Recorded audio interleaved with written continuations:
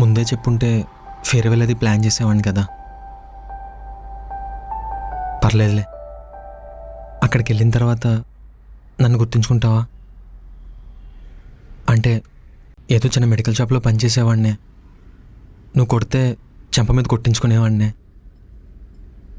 అక్కడికి వెళ్తే rich friends అది వస్తారు కదా, వాళ్ళ మధ్యలో నన్ను మర్చిపోకూడదని. హ్మ్. హ్మ్.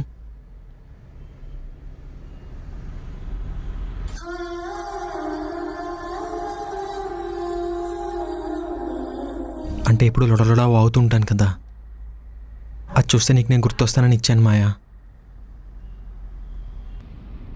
ఇలా ఫార్మల్గా బాయ్ అది చెప్పడం నాకు రాదు, అందుకే ఇక్కడున్నాను. అనంత్, వెళ్ళొస్తాను. సరే మాయా.